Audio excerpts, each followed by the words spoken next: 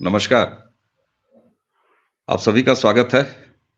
आज हमारे साथ हैं बाबा रामदास जी और आपके ही चैनल पर ये बातचीत हो रही है, प्रारंभ पर भी आप इसे देख पाएँगे। कांग्रेस 2024 के मुहाने पे है, उसने इंडी अलायंस नाम से एक गठबंधन बनाने का प्रयास भी किया, लेकिन वो कुछ हो नहीं पाया। तमाम तरह के सर्वेक्षण, तमाम तरह के अनुमान किसको कितनी सीटें मिलेंगी, ये सब आप अलग-अलग अंदाज में देखते होंगे।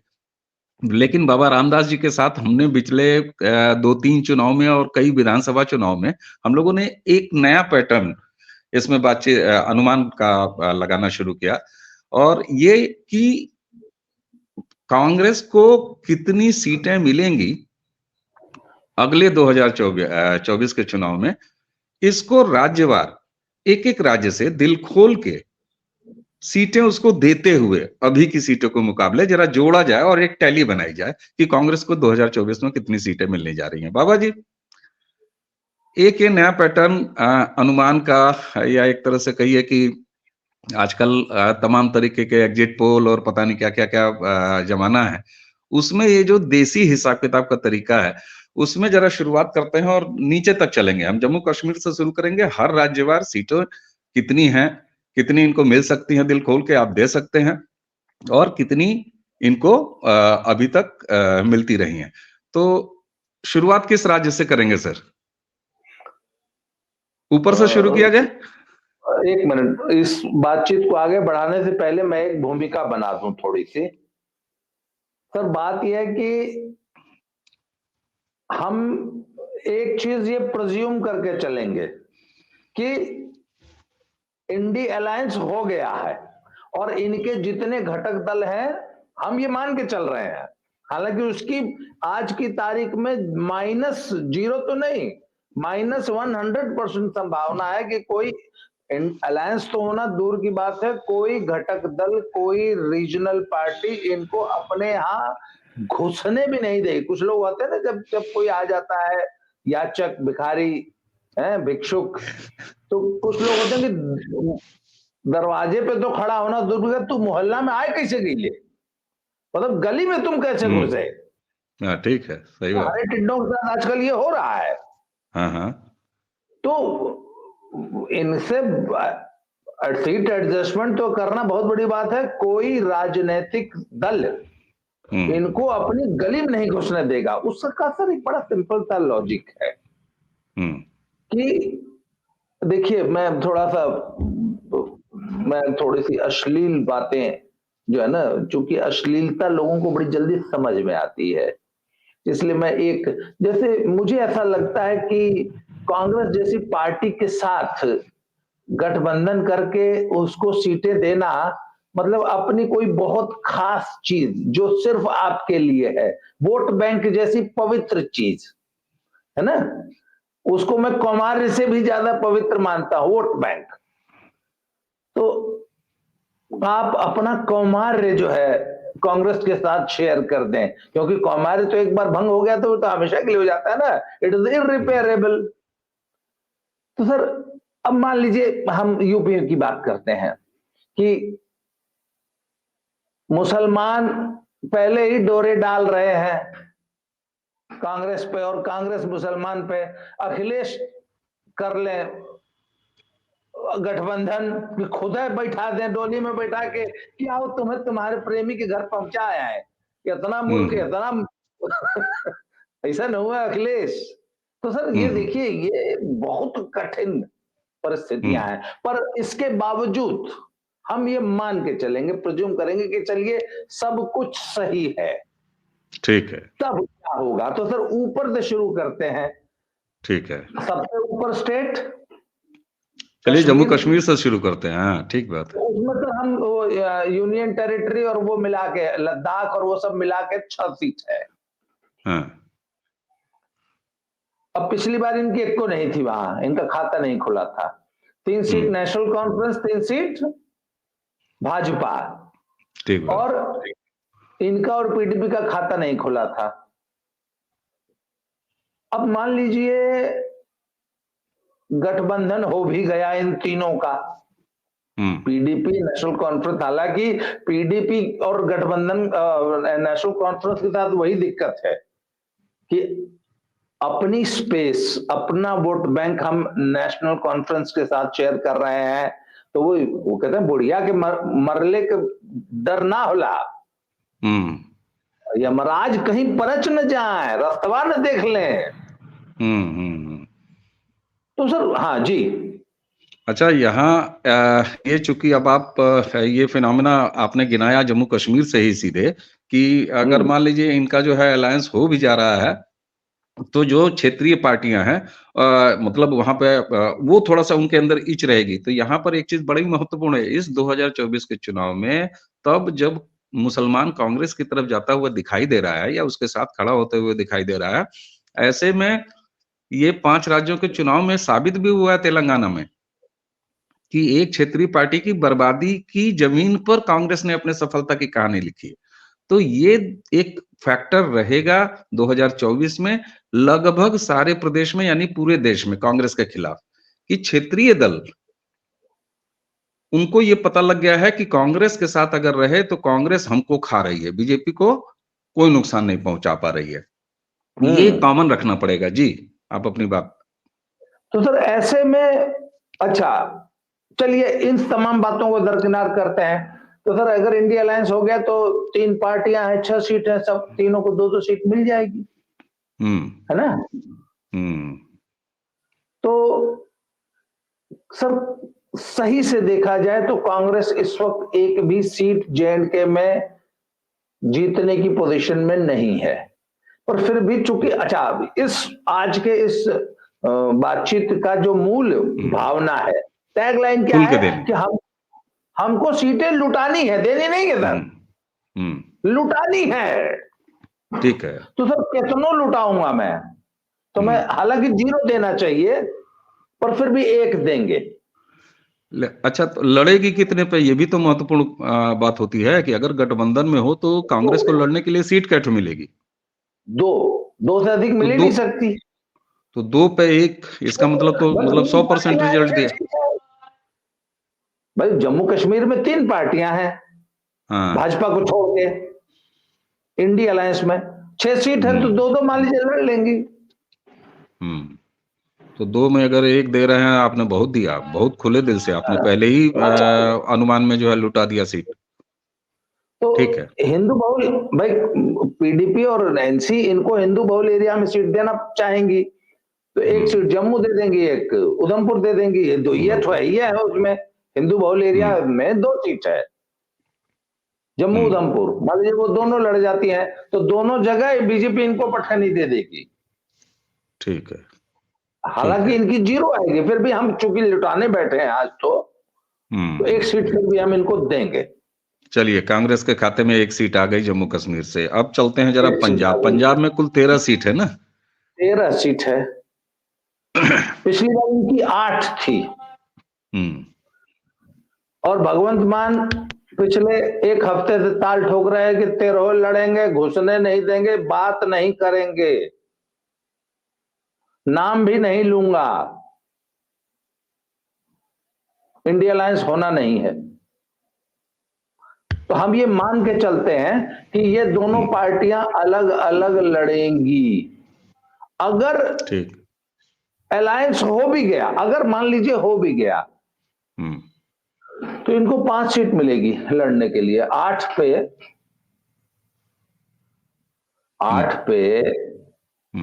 आम आदमी पार्टी लड़ना चाहेगी या लड़ेगी, 5 पे ये लड़ेंगे, तो कायदन तो इनको 5 में 2 या 3 मिलनी चाहिए, 3 सीट कायदन, पर हम तो लुटाने बैठे हैं।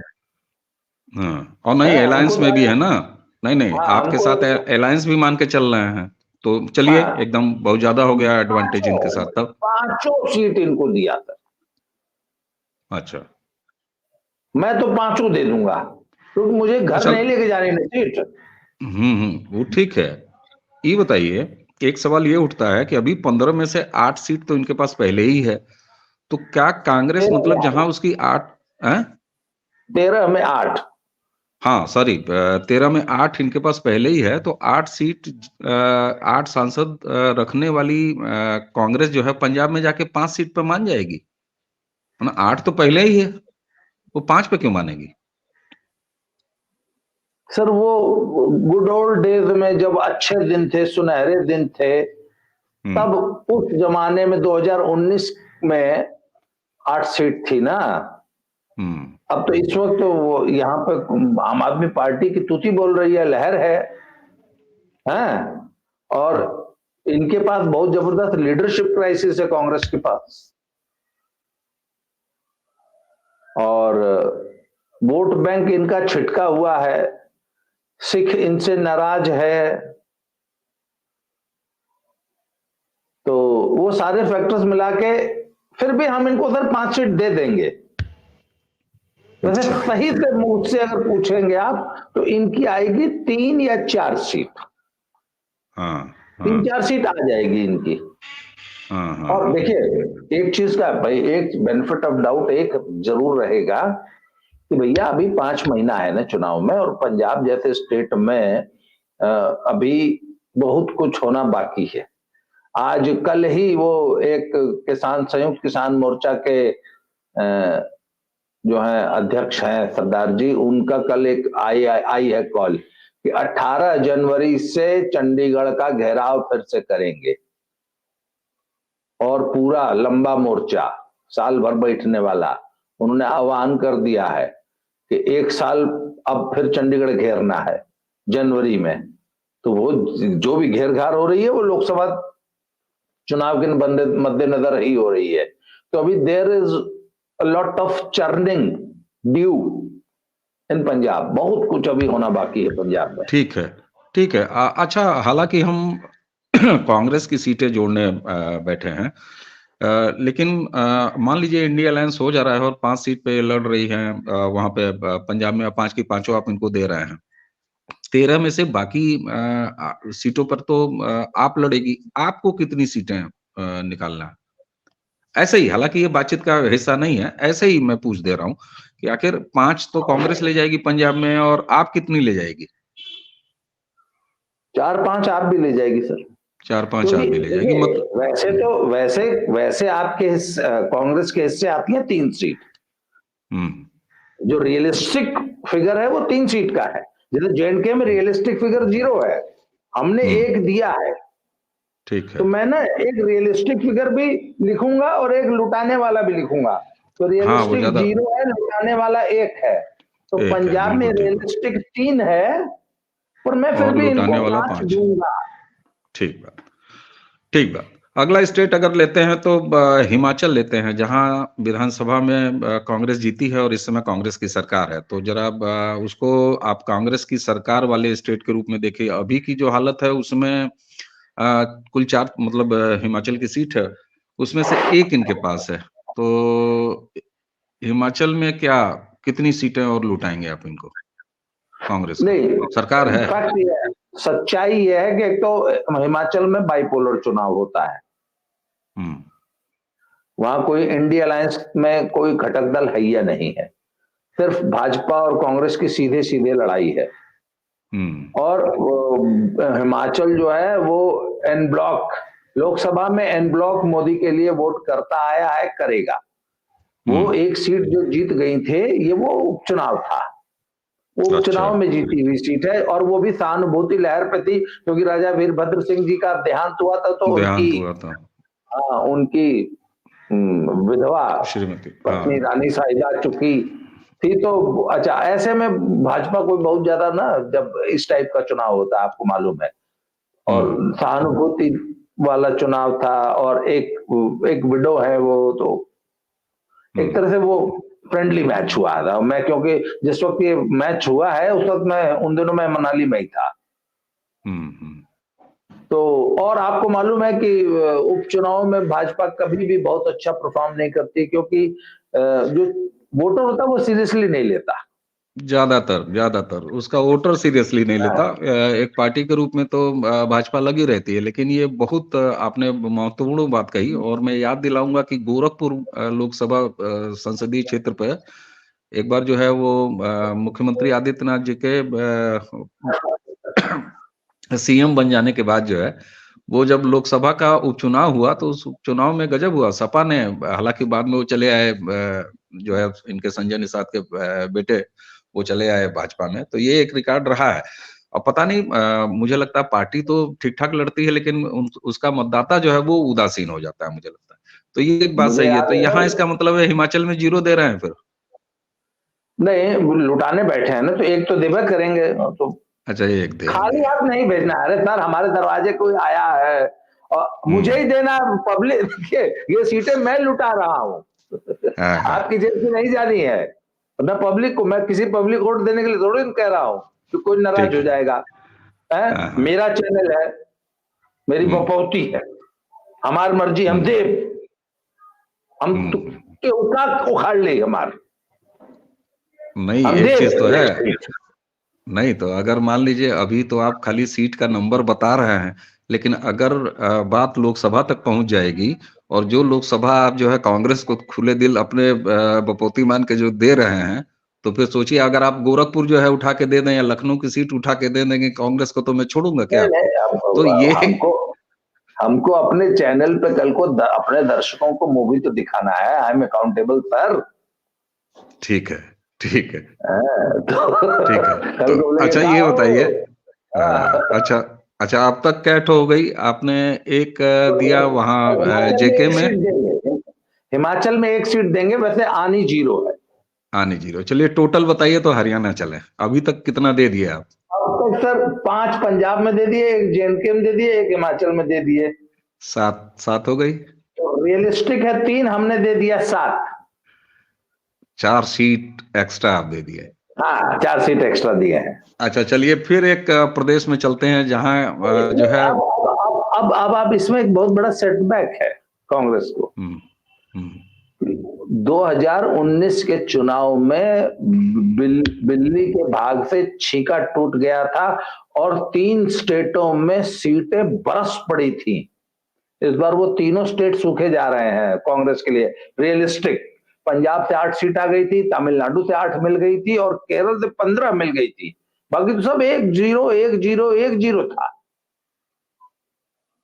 तो इस बार तमिलनाडु भी गया है, इनका खाता खोलना मुश्किल हो जाएगा। पंजाब में 2-3 सीट आ जाएगी तो, और केरल में सबसे बड़ा सेटबैक इनको सबसे इस बार जो लगने जा रहा है वो केरल में लगने जा रहा है। इस बार 15 सीट बहुत बड़ा एक फिगर है सर। मायने रखती है, मायने रखती है। चलिए केरल, केरल जब पहुंचेंगे तो इस पर थोड़ा सा विस्तार से केरल जब चर्चा होगी। पहुंचेंगे तो हाँ। करेंगे। तो तो कुल 7 की टैली है ना? हम्म 7 सीट आपने दे दिया। अब आइए चलिए, हरियाणा। चलिए 7 सीट लेके, हाँ ठीक है, 7 सीट लेके कांग्रेस की हरियाणा चलते हैं। हरियाणा में मामला जो है कुल 10 सीट हरियाणा की हैं। और इसमें से कांग्रेस के पास पिछली बार एक को सीट नहीं थी।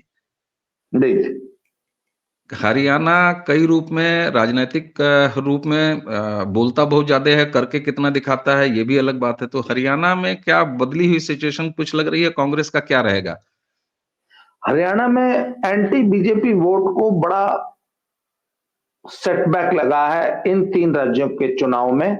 स्पेशली राजस्थान के रिजल्ट से हरियाणा का जो कांग्रेसी वोटर है, जाट वोटर, अगर मैं उसे स्पष्ट कहूं तो जाट वोटर बड़ा निराश हुआ है। क्योंकि वो मान के चल रहे थे कि हरियाणा का जो राजस्थान का जाट है वो ओवरवेलमिंगली कांग्रेस के फेवर में वोट करेगा। और किसान आंदोलन के दौरान और इसके अलावा पहलवान आंदोलन के दौरान सतपाल मलिक के वो तमाम बयानात याद कीजिए आप, है ना? राजस्थान वो तो घूमे भी, कहता राजस्थान घूमा भी बहुत था वो बंदा तो। राजस्थान तो हाँ, लगातार और घूम वो रहा था। कहता था राजस्थान कि वो पिछले 6 इन महीने से काम कर रहा था बंदा। हाँ, हरियाणा की इन महिला पहलवानों को पूरे राजस्थान में घुमाया जाएगा, घुमाया जाएगा, ठीक बात। है ना? और क्योंकि इसको हम्म, उन्होंने बड़ा भावनात्मक मुद्दा बनाया था।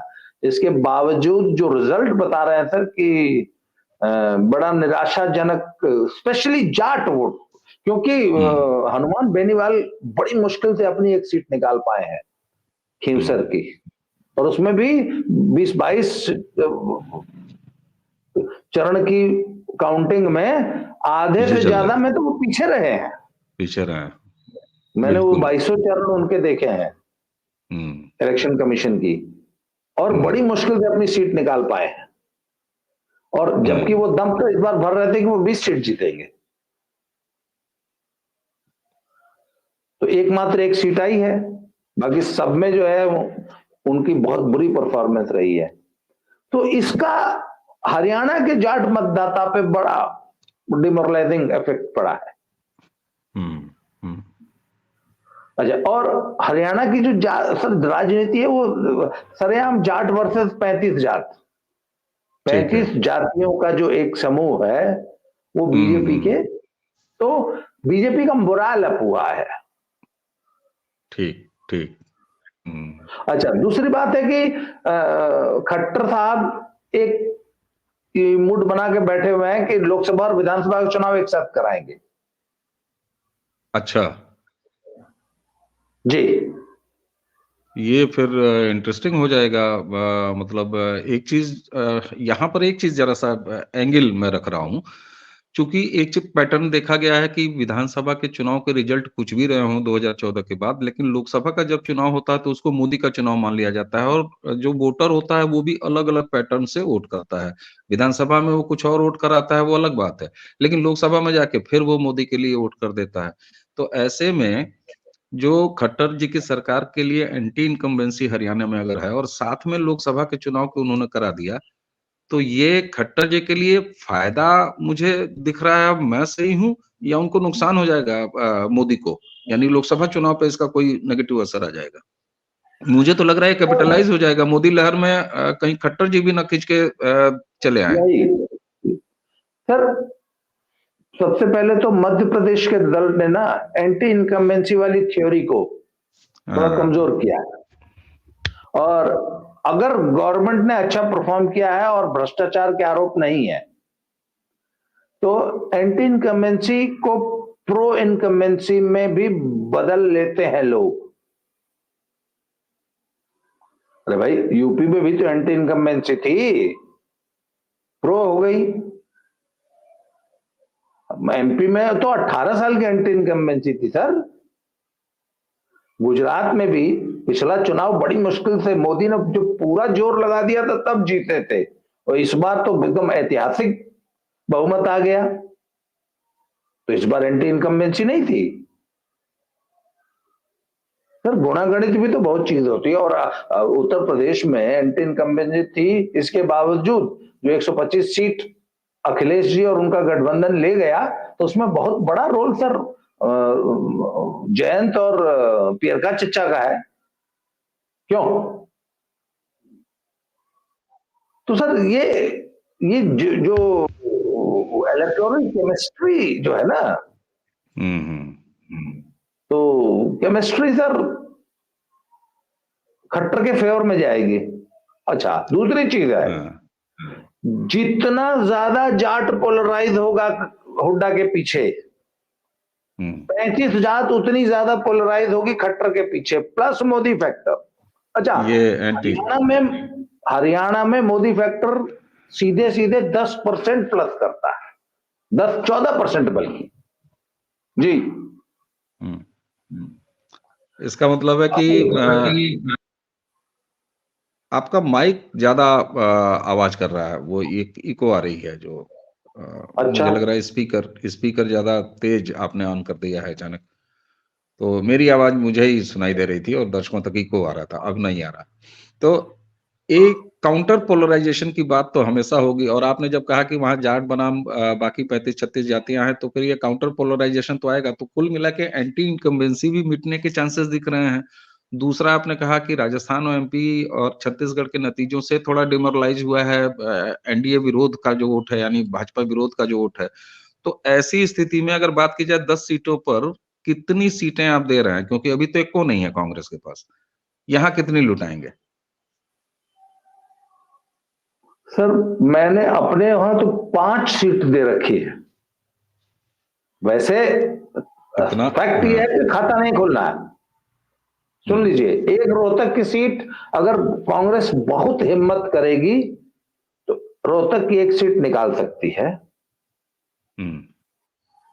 2 भी हो सकती है, ये 3 हो सकती है, 5 तो बहुत बड़ी फिगर हो जाएगी। लोकसभा में 5 सीट जीत लेना आज कांग्रेस का के लिए साथ। अच्छा, फिर कांग्रेस के साथ हरियाणा में एक बहुत बड़ी प्रॉब्लम है कि हरियाणा में कांग्रेस बहुत बुरी तरह डिवाइडेड है, 4 गुट है।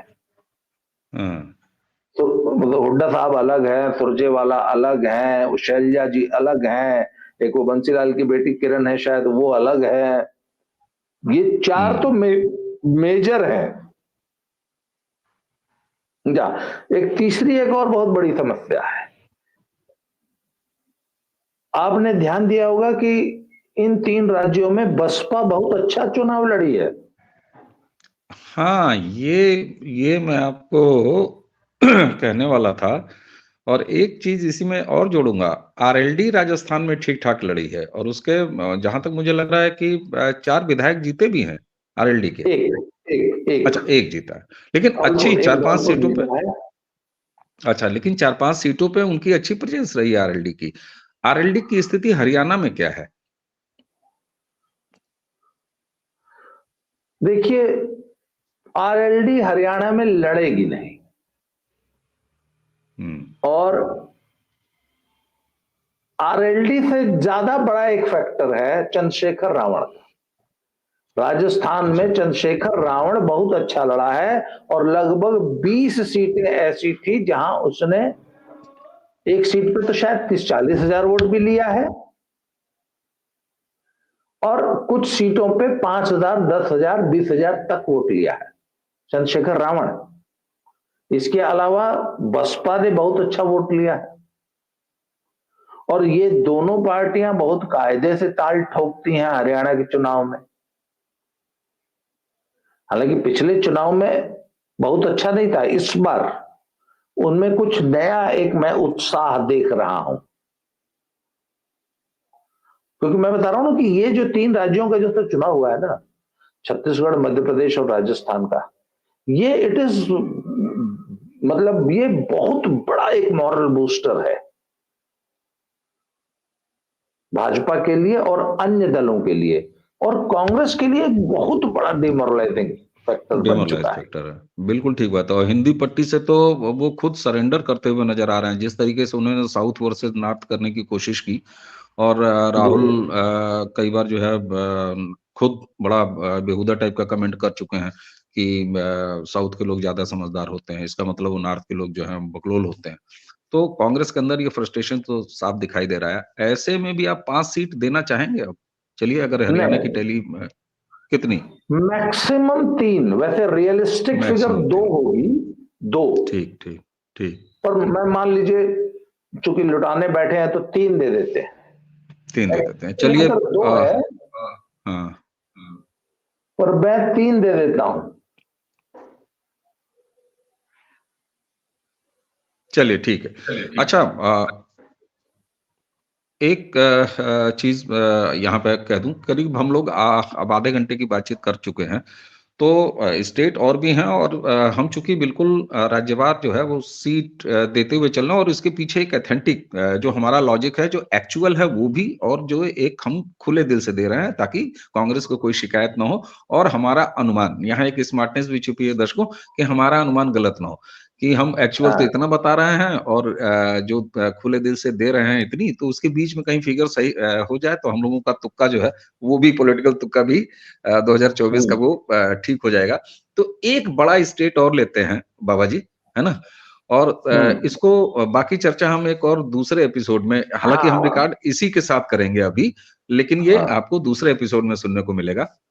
तो चलिए, यहाँ 3 सीटें आपने खुल के दे दी, तो एक बार जरा अब तक टोटल टैली बता दीजिए, तो फिर एक बड़ा स्टेट और लेते हैं, और उसके बाद इस चर्चा को समाप्त करेंगे और इसको आगे कंटिन्यू करेंगे। तो कितना अब और तक हो गया?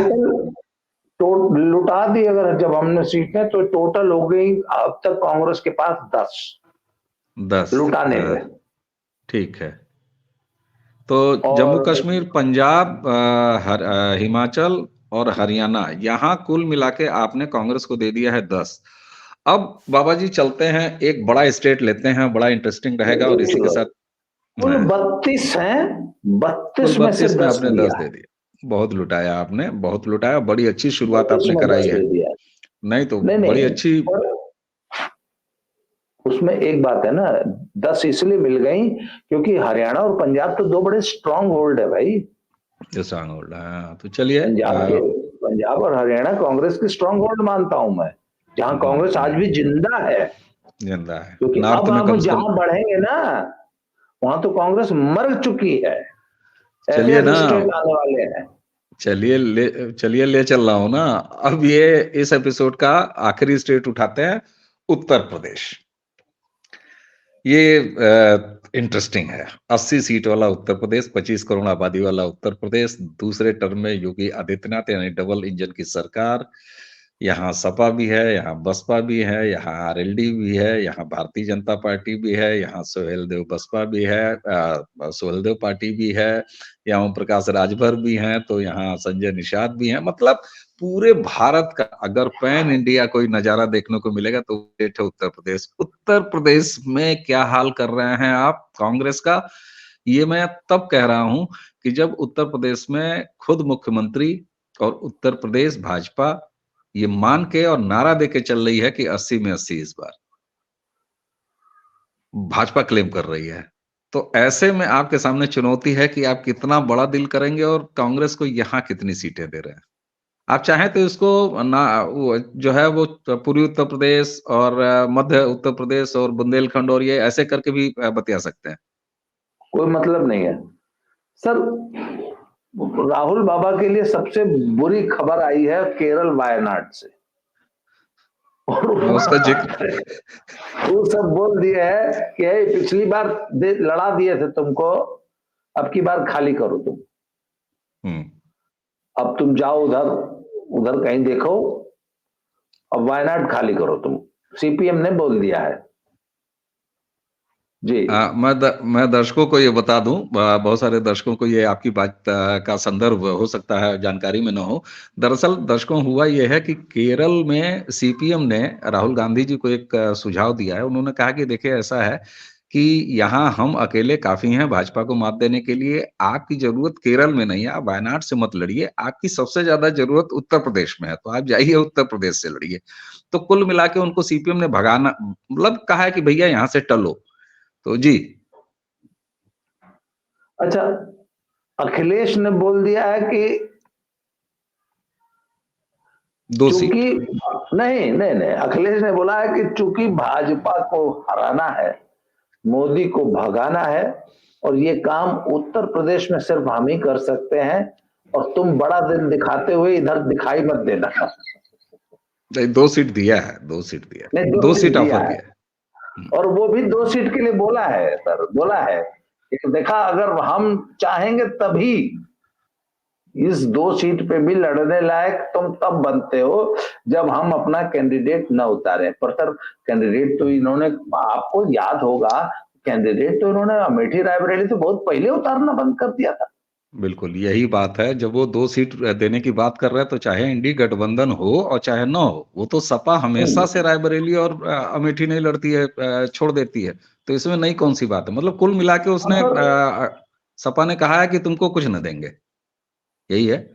सर रायबरेली की एक दिक्कत है, रायबरेली में सोनिया जी अखिलेश सिंह, उनकी बेटी अदिति सिंह, उनके बल पे चुनाव लड़ती रही हैं। अगर अखिलेश सिंह अदिति सिंह ना हो तो सोनिया जी तो कब की जो है तड़ी पार हो गई होती रायबरेली से।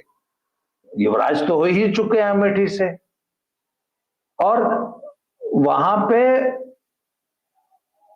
समाजवादी पार्टी तो शुरू से वॉकओवर देती आई है अमेठी रायबरेली से, और इस बार तक इनका रायबरेली भी हारना 100% गारंटीड तय। नहीं अगर अच्छा, अखिलेश, यहाँ ये कह रहे हैं कि ठीक है, आज अखिलेश सिंह जो है वो नहीं है इनके साथ, तो माइनस है। लेकिन यहाँ एक चीज और भी तो जरूरी हो जाता है बतिया लीजिए कि क्या सोनिया, अच्छा इसी में बहुत शॉर्ट में, थोड़ा सा संदर्भ से बाहर है। क्या सोनिया, आपको लगता है कि सोनिया गांधी 2024 का लोकसभा चुनाव लड़ेंगी? तो वो लड़ना तो नहीं चाहेंगे, पर इंडी अलायंस अगर थोड़ा बहुत बचा है और इनका परिवार, इनका बेटा बेटी इंसिस्ट करेंगे कि आप लड़िए, आप लड़िए लड़िए, हो सकता है लड़वा दे जबरदस्ती। परंतु अगर सीट फंसती हुई दिखाई दे रायबरेली तो नहीं लड़ेंगे। ओ, और सीट 100% फंस चुकी है। और एक चीज और बता दूं, मैं तो कैंडिडेट बता देता हूं कि भाजपा से अदिति सिंह लड़ेंगी, आज लिखवा लीजिए, रायबरेली सीट, भाजपा ठीक बात, कैंडिडेट रायबरेली से अदिति सिंह होंगी। ठीक बात।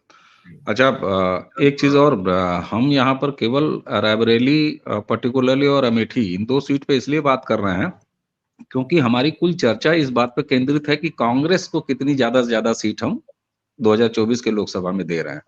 तो इसीलिए हम बाकी सीटों पर सीटवार चर्चा नहीं करेंगे। तो ऐसी स्थिति में कितनी सीट इस बार कांग्रेस को आप दे रहे हैं? अरे, मुश्किल है, नहीं मैं प्रियंका खुलेगा गांधी, खाता। प्रियंका गांधी अगर लड़ गई वहां रायबरेली से, एक मैं सिचुएशन आपके सामने दे रहा हूं। मान लीजिए पिछली बार की तरह वायनाड से और अमेठी, इन दोनों जगह से राहुल गांधी लड़ जाएं, ठीक, और सोनिया गांधी चुनाव नहीं लड़ रही हो और 2024 के चुनाव में रायबरेली से प्रियंका गांधी आ जाएं, अब कितनी सीट आप देंगे कांग्रेस को? सर चाहे कोई लड़ जाए, इस बार अगर खुद सोनिया जी लड़ जाएंगे तो भी हार जाएंगी। रायबरेली से? परंतु परंतु चूंकि हम लुटाने बैठे हैं तो एक सीट दे देते हैं, चलिए। चलिए, पिछला वाला वैसे आएगी मामला नहीं, आएगी। आएगी नहीं वैसे। हाँ इस बार हाँ, कांग्रेस का खाता नहीं खुलना है, और फिर भी हम ठीक, एक सीट दे देते हैं। तो सर रियलिस्टिक है 0, फिर भी हाँ, हमने एक सीट दे दिया। चलिए एक सीट दे दिया। अच्छा, हालांकि हम बैठे हुए हैं बाबा जी, अभी तक कुल टैली कितनी हो गई, कितने सीटों, कितनी लोकसभा सीट हमने ले लिया और कितनी लोकसभा सीट में हमने कितनी सीटें कांग्रेस को दे दी इस हिसाब से? सर क्योंकि अब तक हम, 112 सीट हुई है अब तक। सर, 32 ऊपर हो गई थी, 80 ये हो गई। 112 सीट में 11 सीट अब तक आई है कांग्रेस। 112 में 11, थोड़ा सा यूपी आते आते इनका जो है काफी मामला, जैसा कि आपने कहा था कि अब झटके वाले लगातार राज्य आ रहे हैं, तो नहीं नहीं, अब बड़े बड़े स्टेट आएंगे जहां कम से कम 25 सीट, 30 सीट, 40 सीट, ठीक, 48 सीट है, इसका फर्क पड़ेगा। 42 सीट, 80 सीट, ऐसे ऐसे हम्म। स्टेट आएंगे। अच्छा, अच्छा, एक चीज, बोलिए। एक और बड़ी विडंबना है। कांग्रेस अगर थोड़ी बहुत जिंदा बची भी है तो उन स्टेटों में बची है जहां एक सीट है या 2 सीट है, बड़े स्टेट में नहीं है, बड़े स्टेट में गड़बड़ा या गया। 10 सीट है। हाँ, जैसे बिल्कुल ठीक बात है। है, अच्छा। दूसरी मैं आपको एक चीज बताऊं, हरियाणा में जब 2019 का जब लोकसभा चुनाव हुआ तो हरियाणा 10 की 10 सीट जीत गई भाजपा, और वोट था करीब करीब 50% के आसपास, मुझे एग्जैक्टली याद नहीं है, पर लगभग 50% था। तो अब कुछ एनालिस्ट लगे अंदाजा लगाने के भैया अगर लोकसभा को ट्रांसलेट कर देंगे विधानसभा में तो 80 सीट जीत जाएगी। 90 में 90 सीट है हरियाणा में, तो उन्होंने बोला 80 जीत जाएगी। तो मैंने कहा अरे ऐसे नहीं ट्रांसलेट होगा, और लोकसभा की तुलना में विधानसभा में वोट शेयर कम होता है। कितना कम होता है? तो आम बोले आमतौर पे 6% होता है, रेयर केसेस में 8% होता है, पर इस बार 14% कम हुआ। हरियाणा में बहुत बड़ा सेटबैक लगा था इन कंपैरिजन टू लोकसभा। ये भी आपको एक, ये भी एक फैक्टर है। अच्छा, इस को चूंकि अब ये हम लोगों ने उत्तर प्रदेश और इसके बाद ये कहा था कि ये चर्चा हम यहीं खत्म करेंगे पार्ट इसका, और इसका बाकी स्टेट हम दूसरे उसमें लेंगे। चलते चलते एक चीज, खाली उत्तर प्रदेश की जब बात हो गई, बाकी पार्टियों का नहीं पूछूंगा। सपा के पास कितनी सीटें देंगे? एक बार चलिए सपा के लिए खुले दिल से, हालांकि बात हम कांग्रेस पर कर रहे हैं, यूपी में सपा को कितनी सीटें देंगे, इस पर अलग से बात करेंगे, लेकिन ऐसे झटके में पूछ रहा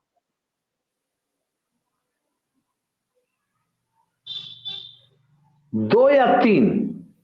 हूँ। 2 या 3 मतलब पुरानी परफॉर्मेंस से नीचे ही जाएंगे, और ये दिखाई भी दे रहा है। फिर कभी यूपी पर विश्लेषण होगा तो इस पर बात होगी। वो 2 कौन सी? एक मैं देखिए, मैं तीनों सीटों का नाम बता देता हूं आपको।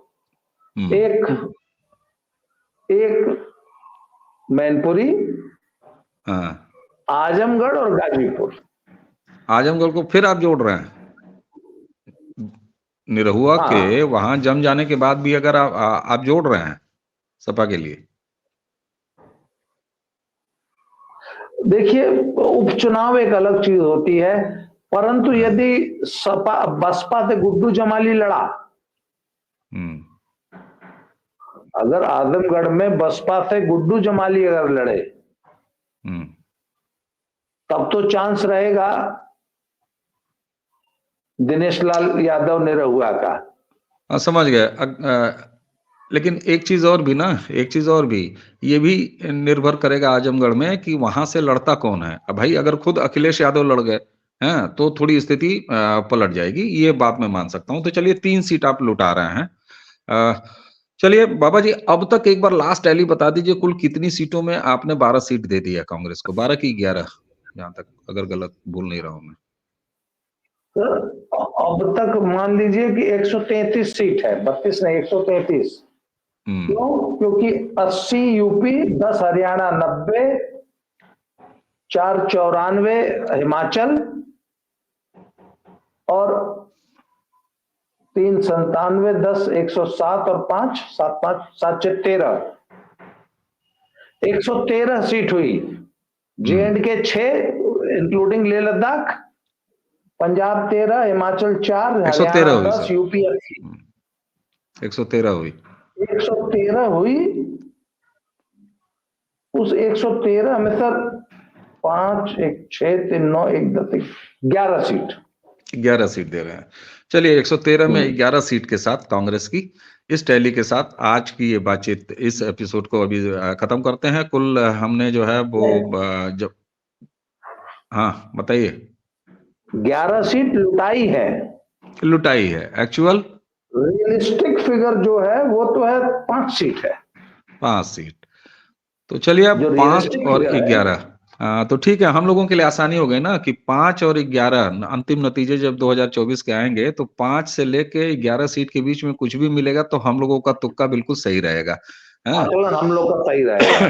आकलन तुक्का जो भी कहिए वो सही रहेगा। तो दर्शकों, इसी के साथ आज के इस एपिसोड को खत्म करते हैं।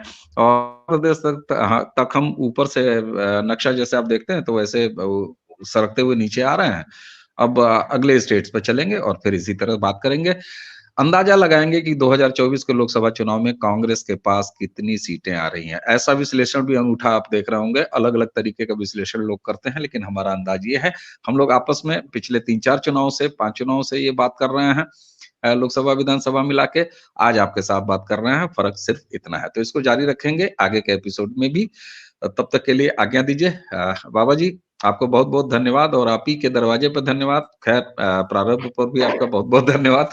तो दद्दा की खरी खोटी और प्रारब्ध दोनों की तरफ से दर्शकों आप सभी को प्रणाम, नमस्कार।